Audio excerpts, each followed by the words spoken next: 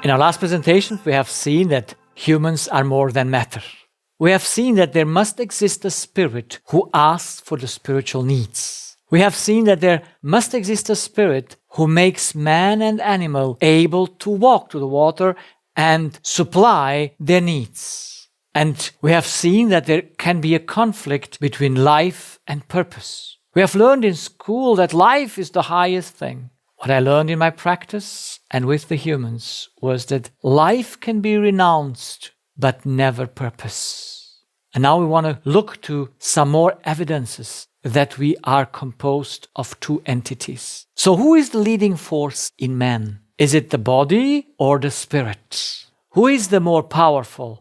Is it the body or the spirit? And we will see through their communication how that works. So the physical element brings to the spirit, through feelings and emotions, their need. Those are demands. But can this demand force the spirit to do their will? No. They're only like ringing bells, like signals, because nothing can force the spirit to obey. So the body can be starving after food, but the spirit can say no. This is not possible in a being that has just one element, because all physical elements have just reactions, no own actions.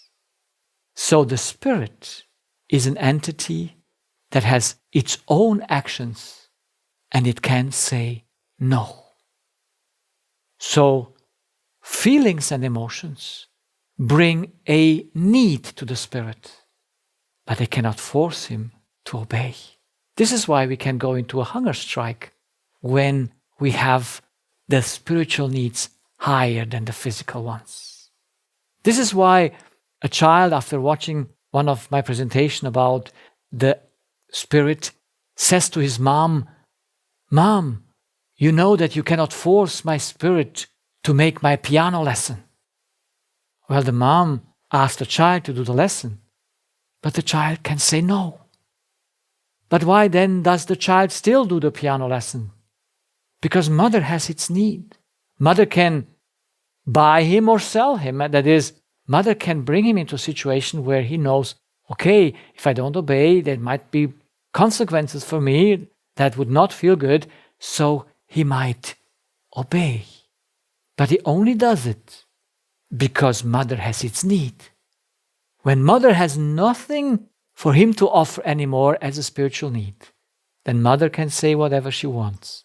The child will only do what it knows and what it wants to do. Now, on the other hand, a spirit, when he thinketh, he commands the body, and the body must react to the command. So whatever you see in me doing is the command of my spirit to the body. The body can do nothing of its own. Now, if the spirit would be the result of the body, like science thinketh, then the body would have be the one that is the leading force. But no, it's the spirit.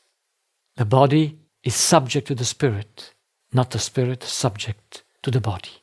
Now they co-work together, they are interdependent, but the one has the higher ability and the other has the lower abilities. The last proof, the legal proof that we must have a spirit is that we need power or energy. Now, what is the difference between a living person and a dead one? What is missing in the brain? And we know the power of the brain is the electrical current. Now, the brain cannot produce that for himself, it must come from somewhere. So where does the power of the brain, the electrical power of the brain come from? And it comes from the spirit, who keeps the brain by thought and decision moving, so to say, gives him the electrical impulse. Without the spirit, the brain would be dead, because he cannot make its own electricity, he cannot make its own impulse. That is by law excluded, because there's no element that can exist or function by itself. So the legal proof shows that humans, in order to exist, must have a spirit who makes the power to the brain. So the summary that we must have a spirit is, if we would not have a spirit, there would be no spiritual activity, no mind activity. There would be no spiritual needs. There would be no sensory perceptions. There are no thoughts or thinking. There is no judgment. There is no responsibility. There is no morality or ethics. There is no spirituality. And we would not be able to move ourselves. So there is a question that would need an answer. Where does the Spirit come from?